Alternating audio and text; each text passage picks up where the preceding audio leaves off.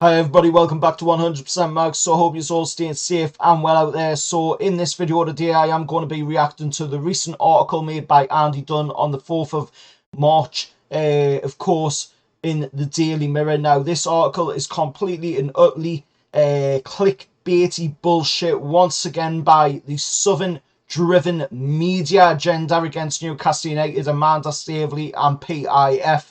And once again, they have completely and utterly gotten it wrong. Andy Dunn, who is a massive Liverpool fan, by the way, is completely and utterly gotten it wrong here. Just pure lazy journalism once again by this Southern-driven agenda against us here in the Northeast. It's just that typical mentality where they just love to try and belittle us Newcastle United fans and our owners, and this again is just typical of that. Andy Dunn coming in here just with an absolute disgusting take on Newcastle United, talking about what Bobby Robson would have thought of the comments of Amanda Staveley describing Newcastle United as a brand. And you know what? He doesn't even know. Andy Dunn doesn't even know what Bobby Robson would have wanted for Newcastle United. He's probably never ever stepped foot in Newcastle, and it's just absolutely beyond a joke that these Southern journalists just believe, you know, what they say is fact, and it's just beyond a joke. Of course, Amanda Staveley, as we know, was talking at the Business of Football Summit down in London, and of course she was doing that in talking about why they decided to buy Newcastle United. Like I said on a previous video, she was talking about why they decided to buy Newcastle United and not go and buy somebody like a Man United, a Chelsea, a Liverpool, or Tottenham Hotspur. But at the end of the day, they decided to buy Newcastle United, and they decided to buy Newcastle for one reason and one reason only, in the fact that the fan base of our club is absolutely fantastic. We travel far and wide with our team, and it proved it with the League Cup final when Newcastle United absolutely packed out Trafalgar Square on a Saturday night, the night before the League Cup final in Wembley.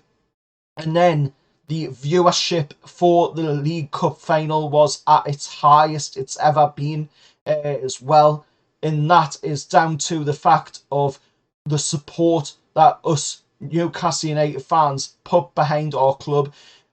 That's something that Andy Dunn will never ever get to see as a Liverpool fan. They don't get behind their team, and as soon as their team starts to lose, yes, they won 7-0 last night, but as soon as their team starts to lose, they are on the back of their owners, they're on the back of their manager, they're on the back of their players. But Newcastle United lose, and we're not on the back of our owner, we're not on the back of our players, we're not on the back of our manager. We are there to support our team. And yes, in the past 14 years, we've had to go through absolute shite and we were on the back of the owner, but that was because our owner was a dictator and he was ruining an absolutely fantastic club and the lifeblood of the northeast of our area here in Newcastle, and he was destroying the soul of our city. And now we have owners in Amanda Staveley, the Reuben brothers, and PIF that know what Newcastle United is all about. They get the fan base and they want to drive this club forward. And people like Andy Dunn want to hold us back, just like the previous dictator did at the club, like a big massive anchor around our necks, holding our club down. And people like Andy Dunn are exactly the same. They just don't like it and just can't seem to see the fact that Newcastle United are going places and we will be taking over their clubs in their places in the years ahead. And whether they like it or not, Newcastle United will be winning a Premier League title in the years ahead. And that's something that people like Andy Dunn just can't seem to get through their thick skulls. With these stupid articles coming out talking about what Bobby Robson would have wanted and saying that us Newcastle United fans want a winning team. We don't want a team that's going to go out there and be a brand and a team that's going to go down the multi-club path like Manchester City do. You don't know what us Newcastle United fans want because you're not a Newcastle United fan, you are a Liverpool fan, so you will never ever understand what us fans want. Yes, we want a team that tries, yes, we want a team that wins, but we also want a team that is self-sustainable, a team where we can be able to progress on the pitch, in the boardroom, and in building the economy in the Northeast as well. It's not just about the football, it's about the city, it's about our great city and about the heritage of our city, which is entirely enthralled into Newcastle United. And Amanda Steaveley gets that, PIF gets that, and the Reuben brothers get that. But these journalists like Andy Dunn come out and they make these clickbaity articles just trying to rile up us Newcastle United fans. And I guess, unfortunately, in this video today, you know, I have literally fallen into that trap. But things like this do have to be put into account, and things like Andy Dunn and people like Andy Dunn need to be brought to account for their actions, their words, and things that they say about our club, because they will never understand what it means to support Newcastle United. It's not like any other football club. It is the life and soul of our city. And when Newcastle United thrives, our city thrives. And when Newcastle United are winning, you know, it makes the day of all of us Geordies that much better. It makes the week of all of us Geordies that much better. And there's a whole host of Newcastle United fans that work week in, week out to go to the ground and watch our team play. And that is something that, you know, these journalists will just never seem to understand, because they're not, you know, the normal everyday people like ourselves, you know, who have to strive for what they get. They just get given it because that is the Southern agenda and that is the way it is. You know, down there in the South, they just seem to get things. And here up in the Northeast, at the tip top of the United Kingdom, we have to work for everything we've got. And to be honest, looking at it, you know, these kind of people that have this sort of agenda towards the Northeast, they need to realise that without the Northeast, this country could not run. You know, when you go back to the 1800s, it was the Northeast that was keeping the fires going and the coal mines going and keeping people heated, and it was all about the Northeast, and it still is all about the Northeast, because a lot of the manufacturing work and production work and everything else that, you know, keeps this country running and this economy running is here in the Northeast. And we are just, you know, a vital part of the cog that keeps this country running. And people like Andy Dunn need to realise that. And having Newcastle United with these owners is just the main reasons behind it. You know, it even goes on to say that the Premier League should be looking into reinvestigating into the Newcastle United takeover. I'll tell you now, you know, nobody is reinvestigating this takeover from the Premier League. Nobody is even going to be bothered to interfere in this takeover in Newcastle United, because there's far too many people very high up that is making a lot of money off of Newcastle United having these owners.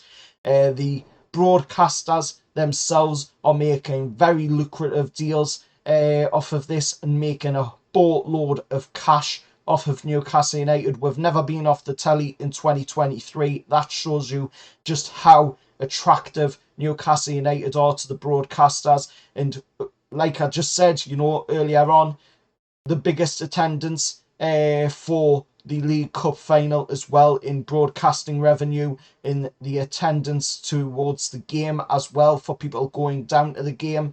You know, London itself must have made an absolute bucket load of money off of Newcastle United fans that went down there. There was over 100,000 fans down there, you know, who didn't even have tickets, some of them, and quite a lot of them obviously did for the game, but quite a few of them didn't. And, you know, at the end of the day, the main point is that Andy Dunn has completely and utterly gotten it wrong in his article for the Daily Mirror. So whatever you've done there, mate, you need to go back to the drawing board. You need to rethink your priorities and everything, because you've completely and utterly just shit the bed on this one and just gotten it absolutely wrong. Moving on from that, we will talk about Nicky Pope and, of course, his new deal. Now, it is being said that Nicky Pope is going to be receiving a new £100,000 deal. Now, at the minute, according to The Sun, they are saying that Nicky Pope's basic salary is currently around 60k per week.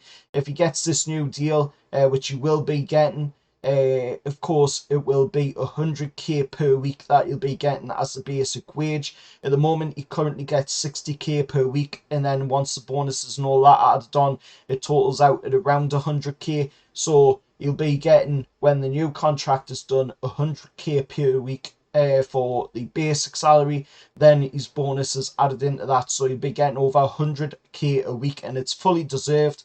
Nicky Pope has been fantastic this season. He's had a massive amount of clean sheets for it. He's kept, so many games in for Newcastle, and he's done so well for it. The 30-year-old, of course, signed in last summer for £12 million. That is an absolute steal when you consider what he has benefited towards Newcastle United's team this season. And of course, he won't be the only one to be getting a new contract neither, as Bruno is also being talked about getting a new contract. Bruno just received the Football Writers Association Northeast's Player of the Year as well last night, so that was fantastic to see him receive that. Fully deserved, because Bruno is by far probably one of the best midfielders out there right now with the way he plays, and he's attracting attention from so many clubs around Europe. He's attracted attention in the Premier League as well from quite a few clubs, but he's going nowhere. He's Newcastle United, and he absolutely loves it here.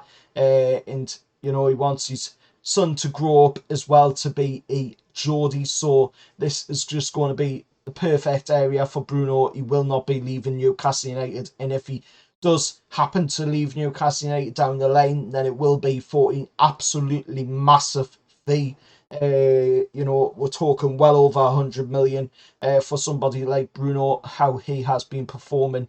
But I just can't wait to see, the next game that we'll play coming up on the 12th of March. We'll go up against Wolves.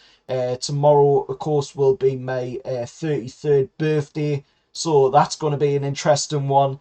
And I know I have been talking about the women's side of the game much, but that was because, of course, the men's side of the game has been quite hectic of late. But the lasses did win in their most recent game. They've got 2 games in hand, and they play top of the league, Durham, in 10 days' time. And of course, they are on for a chance of getting promotion from their division that they're currently in, which would be absolutely fantastic for the lasses. They fully deserve it as well. And the goal scorer for the 2 goals in the most recent game that they played against Leeds United was, of course, Casey Elson on the 74th and 89th minute of the game. If you do want to give the Andy Dunn article a read, I will post it down in the description and pin it in the comments as well. But to be honest, it's just an absolutely disgusting take on Newcastle United. It's just coming from somebody that just really doesn't understand Newcastle United at all, and it's just very lazy journalism. But that is my 2 cents on everything said in this video today. If it has been of note to you, please do hit a like on the video, and please, subscribe to the channel if you can as well, and I'll see you all next time. However, lads.